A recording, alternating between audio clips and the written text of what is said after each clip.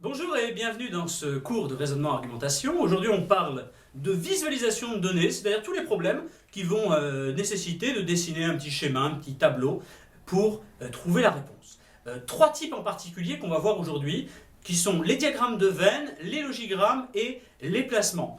Ce cours fait partie du programme Battre le Taj-Maj, qui propose une cinquantaine de cours dans les 6 sous-tests, mais également 6 tests blancs complets et corrigés en vidéo, ainsi que des milliers d'exercices, que vous pouvez retrouver sur le site internet, où vous pouvez d'ailleurs trouver les questions que l'on traitera dans ce cours, si vous souhaitez essayer de les traiter par vous-même avant de regarder la vidéo. Le lien est actuellement sur votre écran.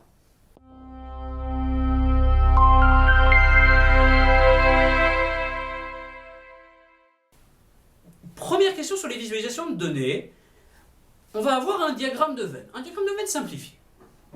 Parmi les 20 amis que j'avais invités à dîner, 8 ont mangé du dessert, 6 ont bu le digestif et 3 ont cumulé dessert et digestif. On va noter ces informations-là. Donc 20 amis avec 8 qui prennent le dessert, 6 qui prennent le digestif et 3 qui prennent dessert et digestif. Et la question, c'est combien d'invités parmi les 20 ont refusé à la fois le dessert et le digestif? Alors le réflexe du candidat qui ne connaît pas bien l'épreuve, c'est de se dire, bon, 20 invités ont été invités à dîner, 8 ont mangé le dessert, donc j'enlève 8, ça fait 12, 6 ont bu le digestif, j'enlève 6, il reste 6, et 3 ont cumulé dessert et digestif, il reste 3, la réponse c'est 3. Alors, déjà ici on sait que c'est faux parce que c'est pas parmi les propositions, mais on aurait pu pousser le vice et le mettre dans les propositions et beaucoup d'entre vous seraient tombés dans le piège. Pourquoi c'est pas le bon raisonnement? Tout simplement parce que quand on nous dit 8 invités ont mangé du dessert, ça veut dire qu'il y a 8 invités qui sont dans un des deux cas suivants, soit dessert et digestif, soit dessert mais pas digestif. Et là, quel est le problème? C'est tout simplement que quand on dit 8 qui sont dessert et digestif ou dessert mais pas digestif, qu'est-ce qui se passe? Eh bien, il y a déjà une partie de ces 8 qui sont comptés par la dernière information qu'on avait, c'est-à-dire 3 qui ont cumulé le dessert et le digestif. Donc, on ne va pas pouvoir conclure simplement à la lecture de l'énoncé. Il va falloir qu'on fasse un petit diagramme de Venn ou alors un petit tableau. Ici, on va commencer par un petit tableau parce que c'est la solution la plus simple.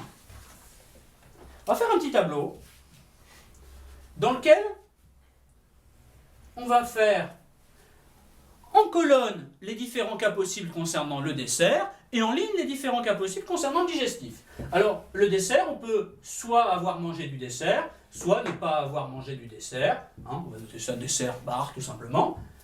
Et on va faire le total de ces deux colonnes. Idem, en ligne, soit on peut avoir bu le digestif, soit on peut ne pas avoir bu le digestif, et on va faire le total de ces deux lignes. On a donc un tableau où les 4 cases ici représentent les 4 cas possibles. Soit on a pris dessert et digestif, soit on a pris digestif mais pas dessert, soit on a pris dessert mais pas digestif, soit on a pris ni dessert ni digestif, et où les autres cases nous permettent de faire des totaux. On va maintenant mettre dans ce tableau les informations qu'on avait dans l'énoncé. Parmi les 20 invités que j'avais invités à dîner, donc 20 invités, c'est le total, c'est le nombre total, donc le total dessert ou pas dessert, et le total digestif ou pas digestif. Total de mon tableau, c'est 20 personnes. 8 ont mangé du dessert. Quand je dis 8 ont mangé du dessert, c'est le total de ceux qui ont mangé du dessert et pris le digestif, et ceux qui ont mangé du dessert mais pas pris le digestif. Autrement dit, c'est le total de ces deux cases-là qu'on fait dans cette ligne-là. Donc 8 ont mangé le dessert. 6 ont bu le digestif. Ceux qui ont bu le digestif, c'est le total de ceux qui ont bu le digestif et pris le dessert, et ceux qui ont bu le digestif mais pas pris le dessert. Donc c'est ce total ici. 6 qui ont bu le digestif. Et enfin, 3 ont cumulé à la fois dessert et digestif. dessert et digestif, à l'intersection de cette ligne et cette colonne, on va avoir le chiffre 3. Bon, voilà ce qu'on peut tirer de l'énoncé. Est-ce que ce tableau, on peut le compléter ensuite pour trouver toutes les autres cases? Bah oui, évidemment. C'est même assez simple. Pourquoi? Parce que, prenons une case, par exemple celle-ci. Ceux qui ont pris le dessert, mais n'ont pas bu le digestif. Bah, on sait qu'il y a 3 personnes qui ont fait dessert et digestif, et qu'au total, il y a 8 personnes. Donc la somme de ces deux cases-là, ça fait 8. Qu'est-ce qui nous manque ici? Eh bien, il nous manque un 5. Même logique. 3 ont bu dessert et digestif, au total 6 le digestif. 3 plus cette case-là, ça doit donner 6. Ici, on a bien entendu un 3. 6 qui représente tous ceux qui ont pris le digestif, plus ceux qui n'ont pas pris le digestif, ça doit arriver à 20, autrement dit 14 n'ont pas pris le digestif. Et même logique ici, 12 n'ont pas pris de dessert, parce qu'il faut que 8 plus cette case-là fasse 20. Bon, ben il ne nous reste plus qu'une seule case à trouver, qui est d'ailleurs l'information qu'on cherche dans notre question. Combien d'invités ont refusé à la fois le dessert et le digestif? Et on voit qu'on a énormément de manières de le faire, parce que on peut le trouver comme ça. Il faut que ce soit 3 plus ça qui donne 12, 5 plus ça qui donne 14. Donc, ou alors peut-être le total des 4 cases. Hein. Ici, c'est les 4 cas possibles, donc 3 plus 5 plus quelque chose qui va donner les 20 invités. Quelle que soit la méthode qu'on utilise, la seule chose qu'on peut mettre dans cette case-là, c'est un 9. Combien d'invités ont refusé à la fois le dessert et le digestif? Eh bien, c'est 9, la réponse D. Bon, alors on a fait un tableau, mais je vous l'ai dit, on pouvait aussi faire un diagramme de Venn, ce qui est même la manière, on va dire, plus formelle de résoudre cet exercice. Qu'est-ce que c'est un diagramme de Venn? Tout simplement, on va représenter chacun des caractères, donc avoir mangé du dessert ou ne pas avoir mangé de dessert, avoir bu le digestif ou ne pas avoir bu le digestif, par un cercle. Donc, on va faire un premier cercle, qui sont les gens qui ont mangé du dessert. D'accord? Et on veut faire un deuxième cercle, qui est ceux qui ont bu le digestif.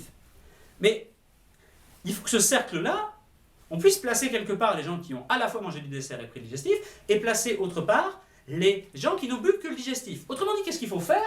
Eh bien, il faut faire un cercle qui comporte une intersection avec le premier. D'accord? Donc on a un cercle pour le digestif, un cercle pour le dessert, et ils se croisent. Autrement dit, il y a une zone. Les invités qui sont dans cette zone-là ont à la fois mangé le dessert et bu le digestif. Et tous ces gens-là sont inclus dans un plus grand cercle, qui sont tout simplement mes invités.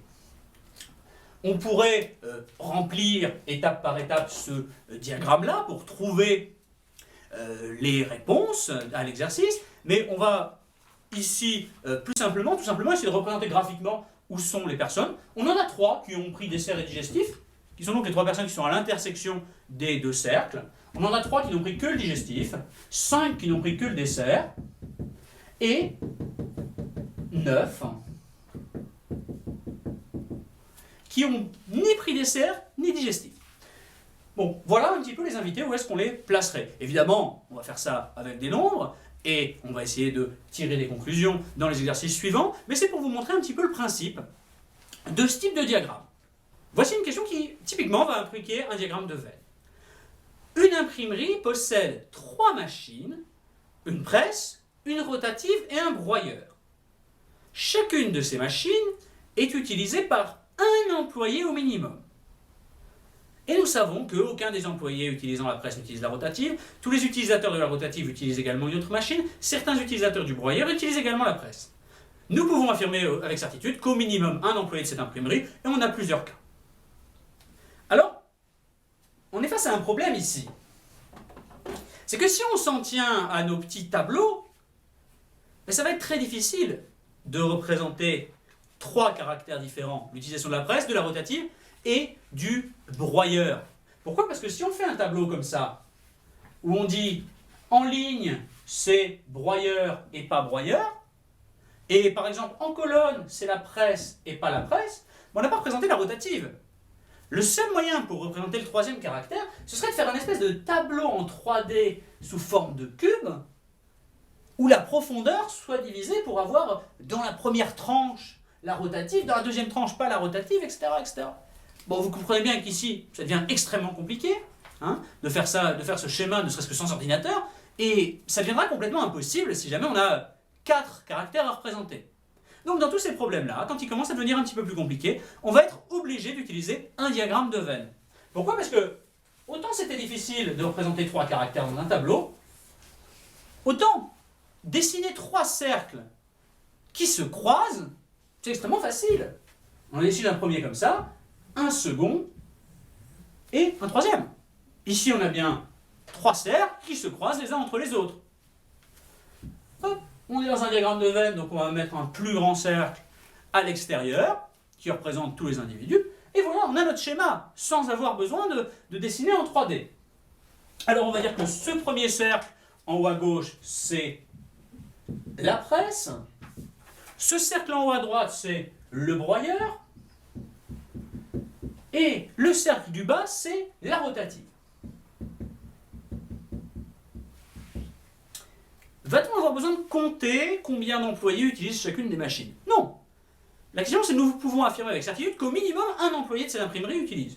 Donc, on ne va pas s'embêter à aller compter. D'ailleurs, l'énoncé ne nous donne pas d'informations pour compter chacune des cases. On va juste se demander si chacun des cas, par exemple, ici, un employé qui utilise la presse, vu qu'il est dans le cercle presse, mais pas le broyeur, vu qu'il n'est pas dans le cercle broyeur, ni la rotative, vu qu'il n'est pas dans le cercle rotative, ça existe ou ça n'existe pas. Et pour ça, on va simplement lire les informations et reporter ça dans notre petit tableau. Nous savons que aucun des employés utilisant la presse n'utilise la rotative. Aucun des employés utilisant la presse n'utilise la rotative. Qu'est-ce que ça signifie? Eh bien, ça signifie que dans cette intersection-là, l'intersection entre le cercle qui représente la presse et celui qui représente la rotative, il n'y a personne. D'accord? Donc, il n'y a personne qu'on va représenter par un rond entre presse et rotative, mais ce qui implique également qu'il n'y a personne qui fait les trois à la fois, presse, rotative et broyeur, parce qu'il utiliserait à la fois la presse et la rotative, évidemment. Donc on n'a personne dans ces deux cases-là. Ensuite, nous savons que tous les utilisateurs de la rotative utilisent également une autre machine.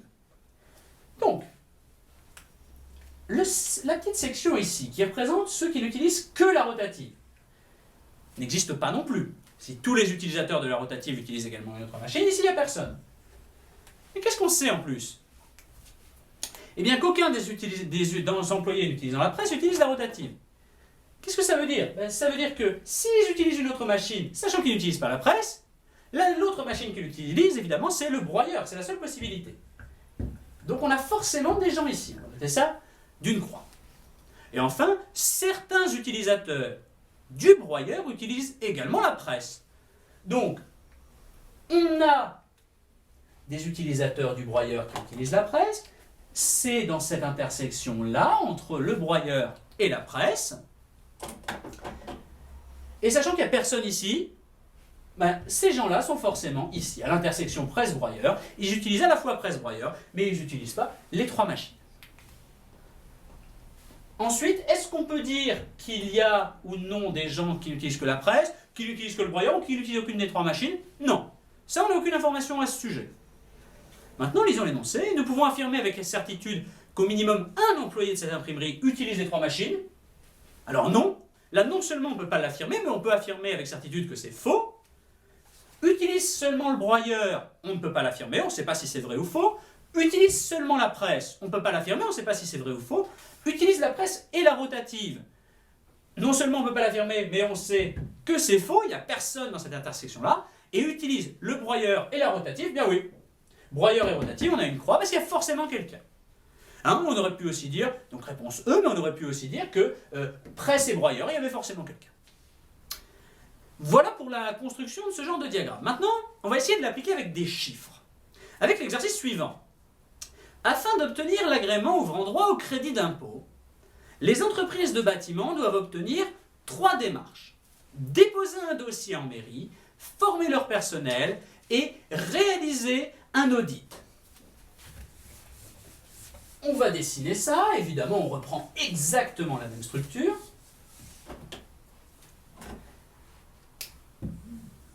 Sauf que cette fois-ci, les caractères ont légèrement changé.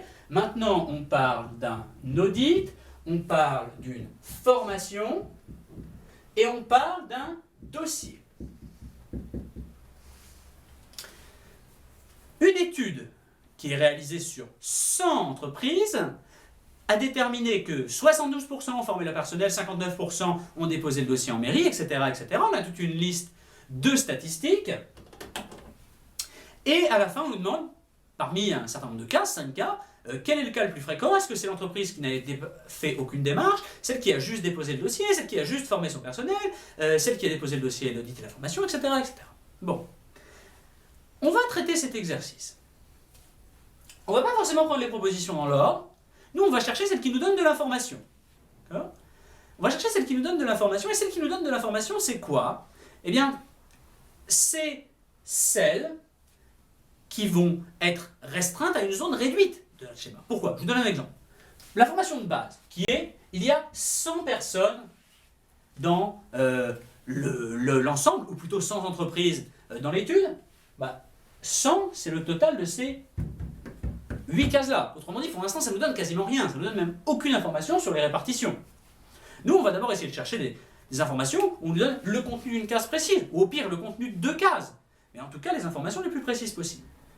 On a 2 informations qui nous donnent ça.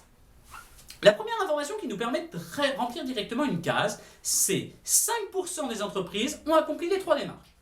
Parfait. 5% ont accompli les 3 démarches. Donc, au croisement des 3 cercles, on a 5 personnes. Voilà. Ensuite, toutes les entreprises ayant déposé le dossier ont effectué au moins une autre démarche. Alors ici, il faut bien la retraduire dans sa tête. Qu'est-ce que ça veut dire? Si toutes les entreprises qui ont déposé le dossier ont effectué au moins une autre démarche, eh bien, ça veut tout simplement dire qu'aucune entreprise a juste déposé le dossier et n'a pas effectué d'autres démarches. Donc, juste le dossier et pas d'autres démarches, 0. Tout aussi simple que ça. Ensuite, 56% des entreprises ont formé leur personnel et déposé le dossier en mairie. Donc, 56% former le personnel et déposer en mairie. Formation et dossier, c'est l'intersection de ces 2 cercles. Donc, c'est ces 2 cases-là. Et ce qui tombe bien, c'est qu'on a déjà rempli une des 2. On sait déjà qu'il y a 5 personnes au milieu. Et il faut que la somme de ces 2 petites cases-là, de ces 2 ensembles-là, donne 56. Bon, on n'a pas à poser le calcul, hein, évidemment. Si 5 plus cette deuxième case, ça fait 56, c'est qu'ici, on a 51 personnes. D'accord? 59% des entreprises ont déposé le dossier en mairie. Donc, c'est le total de ce cercle-là, hein, du cercle dossier. Ici, on a 59 personnes.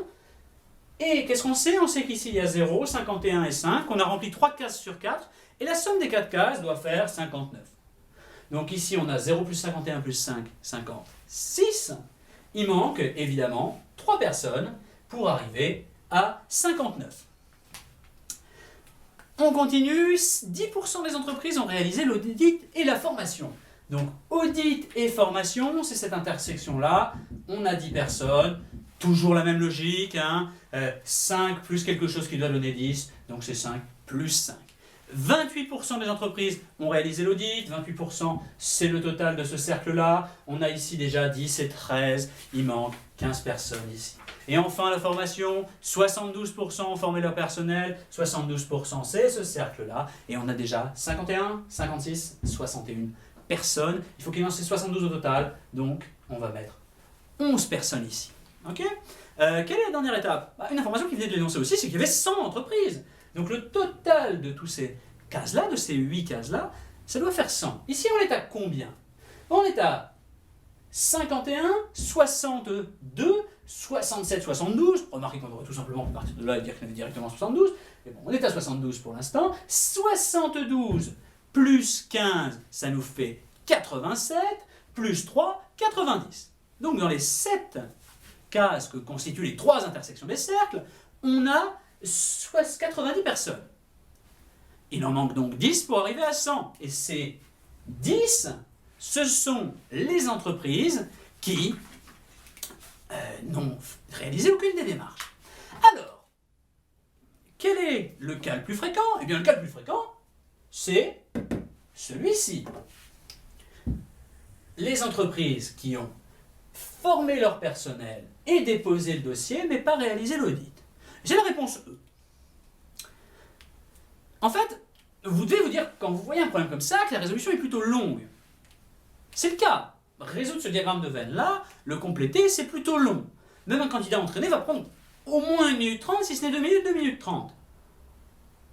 En réalité, quand on a un exercice long, c'est juste qu'on reviendra un peu plus tard, quand on essaiera d'optimiser notre approche pour les problèmes de raisonnement et argumentation, dans le cours R301, mais dès qu'on a un problème long, c'est qu'il y a quasiment systématiquement une faille volontaire dans l'énoncé mise par les concepteurs du test pour différencier les candidats qui ont la méthode mais qui ne réussissent pas à l'appliquer de manière optimale et ceux qui vont trouver la faille et qui vont être les meilleurs candidats qui le voient de manière optimale. D'accord?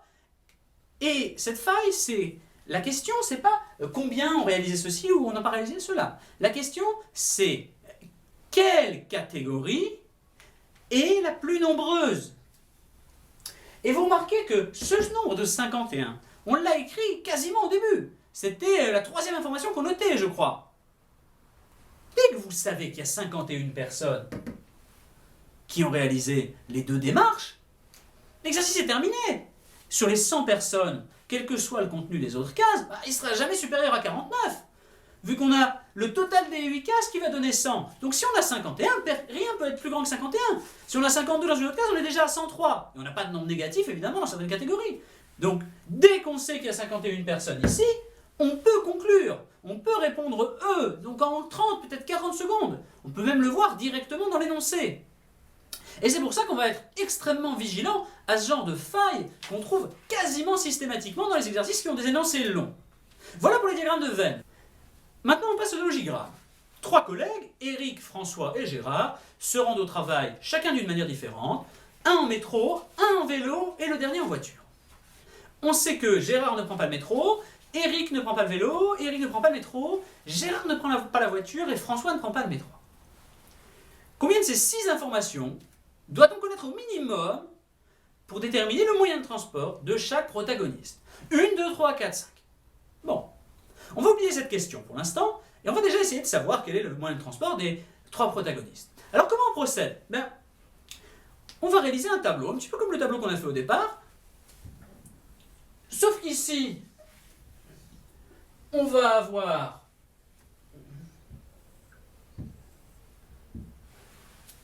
en colonne, par exemple, les 3 protagonistes, Eric, François et Gérard, et en ligne, les 3 modes de transport, donc le métro, le vélo et la voiture.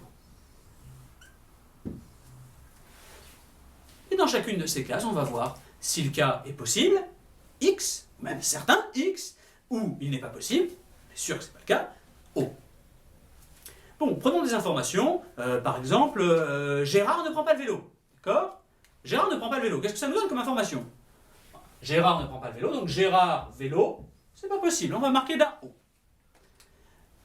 Eric ne prend pas le vélo. Eric, vélo, on marque également d'un O. Bon, ici, cette information-là ne nous donne pas seulement cette case-là, d'accord? Parce que Eric ne prend pas le vélo, qu'est-ce que ça veut dire? Ça veut dire que c'est François obligatoirement qui prend le vélo. Donc ça, c'est une deuxième information qu'on nous donne, qui est gratuite, qui est par déduction. Et François ne prend le vélo. Est-ce que ça nous donne d'autres informations gratuites? Bien sûr, si François prend le vélo, ça veut dire que François ne prend pas le métro et François ne prend pas la voiture. On va maintenant prendre d'autres informations. Par exemple, Eric ne prend pas le métro. Eric ne prend pas le métro. Donc ici, Eric métro, on va marquer d'un rond. Est-ce que ça nous donne d'autres informations? Bien sûr. Eric prend la voiture, vu qu'il ne prend ni métro ni voiture. Eric qui prend la voiture, qu'est-ce que ça nous dit? Ça nous dit que Gérard ne prend pas la voiture, et maintenant on peut bien voir que Gérard, soit en partant de lui et savoir qu'il ne prend pas le vélo et la voiture, il prend forcément le métro, ou soit qui prend le métro, c'est pas Eric, c'est pas François, donc c'est forcément Gérard. Alors, on est arrivé à notre conclusion, très rapidement, c'est Eric qui prend la voiture, François le vélo, et Gérard le métro. Avec 3 informations. Alors maintenant, est-ce que c'est obligatoirement 3 informations qu'il nous faut pour résoudre ce type de problème? En réalité, non. D'accord? Pourquoi? Parce que toutes les informations n'ont pas la même valeur. Vous avez vu que quand je dis Eric ne prend pas le vélo, si on l'accompagne de rien, ça ne permet de remplir qu'une seule case. C'est Eric et vélo, c'est pas possible. Par contre, imaginons maintenant que je vous dise Eric prend le vélo. Combien ça me donne d'informations? Ça m'en donne 5. Eric prend le vélo, Eric ne prend pas le métro, Eric ne prend pas la voiture, François ne prend pas le vélo et Gérard ne prend pas le vélo. Donc toutes les informations n'ont pas la même valeur. Hein. Et si on avait 2 informations positives, autrement dit par exemple Eric prend le vélo et Gérard prend le métro, on pourrait directement remplir, et sans même avoir à construire un logigramme. Donc oui, on pourrait avoir 2 informations et ça suffirait. Mais ici, parmi les 6 informations qu'on avait, les 6 étaient négatives, donc nous donnaient chacune une seule information, et on avait bien besoin de 3 informations pour répondre au problème. Notez aussi qu'on peut éventuellement en avoir 4, besoin de 4 pour résoudre ce type de problème, si jamais aucune déduction n'était possible. D'accord? C'est-à-dire que je nous dis Eric ne prend pas le vélo, Gérard ne prend pas le métro, François ne prend pas la voiture. Ici on en a 3, mais on a juste 3 impossibilités qui ne se recoupent pas, qui permettent de rien trouver. Donc ça ne nous permettrait pas de trouver une conclusion. Hein, il faut avoir quelques informations qui se recoupent. Bref, en tout cas la réponse ici c'était 3, pour un logigramme simple comme ça. On va voir maintenant un logigramme un petit peu plus compliqué. Nouveau logigramme, un petit peu plus compliqué, cette fois-ci on passe à 4 lignes et 4 colonnes. Qui nous dit les choses suivantes. 4 amis de 4 nationalités différentes, suisse, italienne, belge et espagnole, exercent 4 professions différentes, avocat, banquier, consultant et dentiste. On va représenter ça. On a donc 4 lignes et 4 colonnes.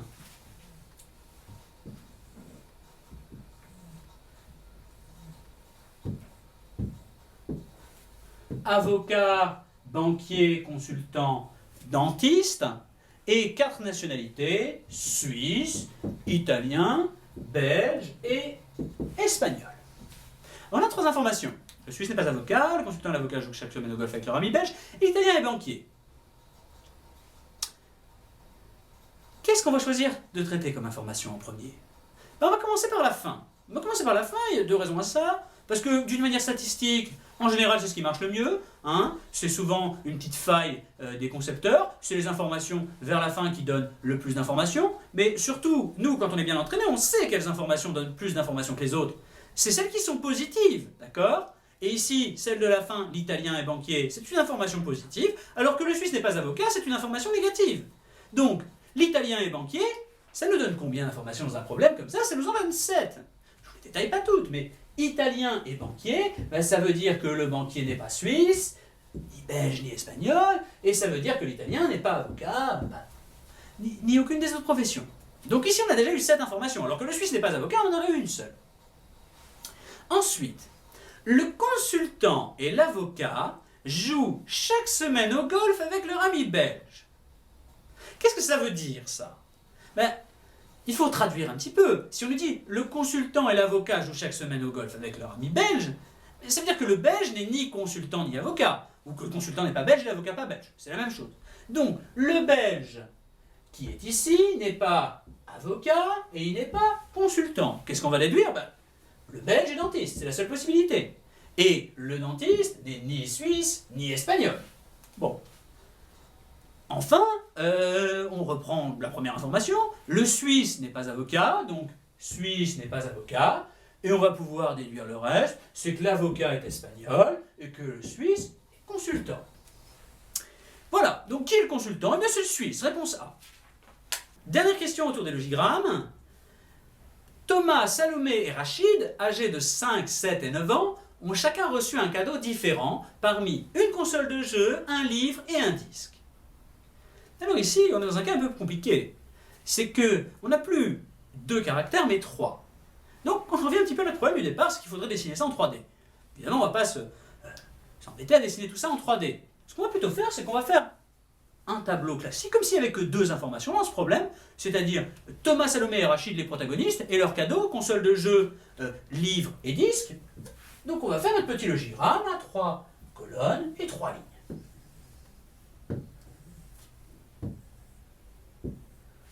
Rachid, Salomé, Thomas, et console, livre et disque. Problème ici, on ne prend pas en compte le fait qu'ils aient différents âges. Ça, évidemment, on va devoir le prendre en compte. Alors la façon la plus simple de le prendre en compte, ça va être tout simplement de le mettre dans chacune des cases. Rachid qui reçoit la console, c'est possible qu'il ait 5 ans, 7 ans ou 9 ans. Évidemment, c'est la même chose pour chacune des cases, 5, 7, 9, 5, 7, 9, 5, 7, 9, etc. Voilà, on a tous les cas possibles. Autrement dit, si vous voulez calculer rapidement 27, vu que 3 possibilités, 3 possibilités, 3 possibilités, 3 au cube, c'est 27. On a 27 cas possibles qu'on a représentés dans notre petit tableau. On va aller maintenant traiter chacune des informations. La console n'a été offerte ni aux plus jeunes, ni aux plus âgés. Alors qu'est-ce que ça veut dire ça? Si la console n'a été offerte ni aux plus jeunes, ni aux plus âgés, ça veut dire qu'elle a été offerte à celui qui a 7 ans, ni à celui qui a 5 ans, ni à celui qui a 9 ans.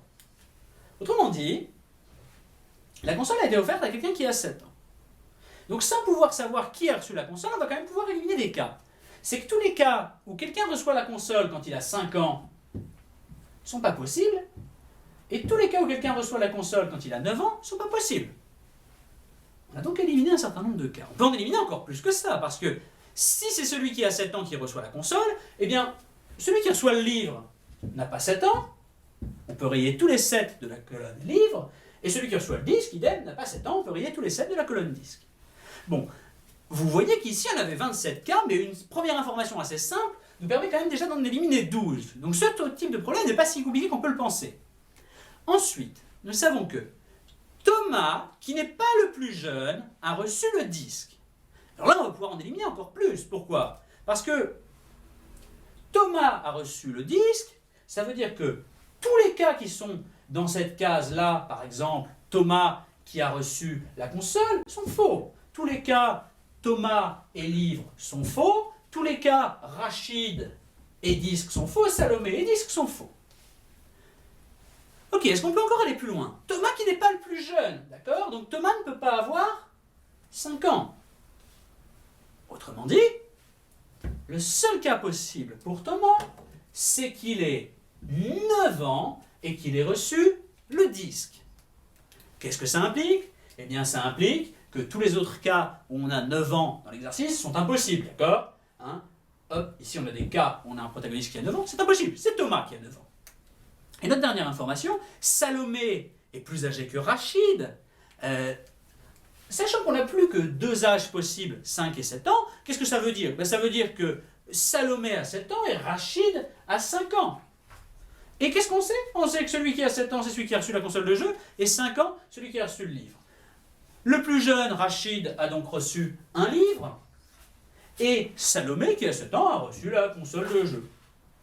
Voilà. Vous voyez qu'au fond, on n'a pas mis beaucoup plus de temps pour le traiter qu'un problème qui n'aurait eu que 2 informations. Quelle conclusion peut-on en tirer? Rachid est plus âgé que Thomas. Alors Rachid a 5 ans, Thomas a 9 ans. Non, c'est faux. Thomas est plus jeune que Salomé. Thomas a 9 ans, Salomé a 7 ans. C'est faux. Rachid a reçu le livre. En effet, c'est vrai. Salomé a reçu le livre. Non, c'est faux. Elle a reçu la console de jeu. Et Salomé est la plus âgée. Non, c'est faux. Elle a 7 ans. Voilà pour cette question. On passe à la dernière partie de notre cours sur les visualisations. On va parler de problèmes de placement. D'accord? Tout ce qui est placement autour d'une table, sur une rangée, etc., etc. Et qui vont évidemment nous demander de représenter cet espace. La première question sur les placements nous dit, lors de l'assemblée annuelle d'une association, le président, le secrétaire, le trésorier et les 2 assesseurs se sont assis autour d'une table ronde. Le trésorier s'est assis à la droite du président et les assesseurs étaient voisins. Que peut-on en conclure? Alors on va décider tout ça. Moi ce que je vous propose, c'est plutôt que faire une table ronde, on va la faire pentagonale. Alors est-ce que pour autant on trahit l'énoncé? Ben non, pas du tout. L'idée c'est juste de pouvoir plus simplement placer nos personnages, mais c'est la même chose qu'une table ronde. Une table ronde, ça veut juste dire qu'ils sont tous sur un cercle, ils sont tous sur une ligne continue. Là c'est le cas aussi. Alors qu'est-ce qu'on nous dit? On nous dit que les 2 assesseurs étaient voisins. Alors on va pouvoir le noter ici, par exemple, assesseur et assesseur, les 2 assesseurs sont voisins. Et qu'est-ce qu'on nous dit également? Le trésorier s'est assis à la droite du président. Bon, si on met le président ici, Où est-ce qu'on doit mettre le trésorier? Et ça, c'est super important, parce que c'est super compliqué, et beaucoup d'entre vous vont se tromper en permanence. Quand je dis le trésorier c'est assis à la droite du président, qu'est-ce que ça veut dire? Et ça veut dire que sur mon dessin, ici, il va être à gauche, d'accord? Parce qu'à la droite d'eux, on parle du point de vue du président. Et si on regarde ici, pour le président, le trésorier, il est bien à sa droite, même s'il est à la gauche sur notre dessin. Donc faites bien attention entre à la droite d'eux, de qui on parle. On est dans le point de vue, dans le référentiel de qui? Ici, on est dans le référentiel du président, donc sur notre dessin, le trésorier il sera à gauche. On va chercher à combiner ces deux informations-là. Donc le trésorier à la droite du président et les deux assesseurs côte à côte. Ça va nous donner deux cas, où tout simplement on cumule les deux dessins. Ce premier cas avec le président, le trésorier et les deux assesseurs ici. Et ce deuxième cas avec le président, le trésorier et les deux assesseurs. Et on a une dernière personne à placer qui est le secrétaire. Comme on n'a que 5 places, le secrétaire il est toujours à la place qui reste, ici et ici. Alors évidemment, on peut dessiner beaucoup d'autres cas, mais tous les autres cas qu'on peut dessiner, c'est simplement une rotation de la table. Hop, on décale tout le monde de 2 sièges, on décale tout le monde de 2 sièges, on décale tout le monde de 3 sièges, mais en tout cas, on ne va jamais changer fondamentalement. Et voici les propositions. Que peut-on en conclure? Le trésorier avait un assesseur pour voisin. Le trésorier avait un assesseur pour voisin. Dans ce cas-là, non. Dans ce cas-là, oui. Bon, on ne va pas conclure. Un assesseur avait le secrétaire pour voisin, assesseur secrétaire, oui, c'est toujours vrai. Un assesseur avait le président pour voisin, ici c'est vrai, ici c'est faux. Le président avait le secrétaire pour voisin, ici c'est faux, ici c'est vrai. Et le secrétaire avait le trésorier pour voisin, ici c'est vrai, ici c'est faux. Bon, le seul information qui est toujours vraie, c'est un assesseur avait le président pour voisin. Réponse B. Dernière question autour des placements, et dernière question de ce support tout simplement. 5 amies, 3 brunes, une rousse et une blonde, qui portent les prénoms de Lucie, Marie, Jeanne, Esther et Camille, se sont assises sur 5 chaises alignées. On a un certain nombre d'informations et on a un certain nombre de conclusions à tirer. On va représenter nos 5 chaises. Hop. On va prendre les informations une à une. Aucune n'avait pour voisine une amie à la même couleur de cheveux. Celle-là, beaucoup d'entre vous sont sans doute passés à côté, mais pourtant, c'est celle qui est la plus fondamentale. D'accord? Pourquoi? Parce que, sachant qu'il y a 3 brunes, il faut que 2 brunes soient au moins espacées d'un siège. Parce que sinon, il y a 2 brunes côte à côte et c'est pas possible. Donc, qu'est-ce que ça implique? Eh bien, ça implique que les brunes vont être séparées d'un siège chacune. Comme ceci. Et regardez ça, ça veut dire qu'elles sont sur les sièges, on va dire 1, 3 et 5. Notez les numéros de sièges ici, 1, 2, 3, 4, 5. Deuxième information, Marie est au centre. Bon, très bien. Notez au passage que ça nous apprend aussi que Marie est brune. Ensuite, Lucie, qui n'est pas brune, est immédiatement à la gauche d'Esther. C'est ce qu'on voyait sur le problème précédent. À la gauche d'Esther, qu'est-ce que ça veut dire? Ça veut dire que si on regarde la scène de face comme ça et qu'Esther est ici, eh bien Lucie, elle est à sa gauche, à la gauche d'Esther, quand on prend le point de vue d'Esther, donc elle est à droite sur notre dessin. 4 cases ici possibles pour Lucie, on va voir lesquelles sont effectivement possibles et lesquelles entraînent des contradictions. Imaginons qu'on mette Lucie sur le siège 1. Ça voudrait dire qu'Esther serait là, il n'y a pas de siège ici. Donc non, c'est pas possible. Imaginons qu'on mette Lucie sur le siège 2. Alors Esther pourrait être sur le siège 1. Pas de contradiction, a priori. On va noter ça comme une hypothèse. Lucie est ici et Esther est là. Bon. Ensuite, Lucie au siège 3. Ben non, c'est pas possible. Marie est déjà assise sur le siège 3. Lucie au siège 4. Ça veut dire que Esther est au siège 3. Non, c'est pas possible. C'est Marie qui est sur le siège 3. Et enfin, Lucie au siège 5 et Esther au siège 4. C'est pas possible. On a dit que Lucie n'était pas brune et le siège 5 est occupé par une brune. Donc l'hypothèse qu'on vient de noter, Esther sur le siège 1 et Lucie sur le siège 2, c'est la seule possible. Et enfin, dernière information. Camille, qui n'est pas blonde, n'est pas assise à une extrémité. Bon, donc il nous reste 2 sièges, le 4 et le 5, Camille n'est pas assise à une extrémité, donc Camille est sur le siège numéro 4, on est bien d'accord. Qu'est-ce qu'on sait en plus? Camille n'est pas blonde, d'accord? Et les 3 couleurs de cheveux qu'on avait, c'est quoi? C'était rousse, brune et blonde. Donc si elle n'est pas blonde et pas brune, elle est forcément rousse. Et Lucie, la dernière, est forcément blonde.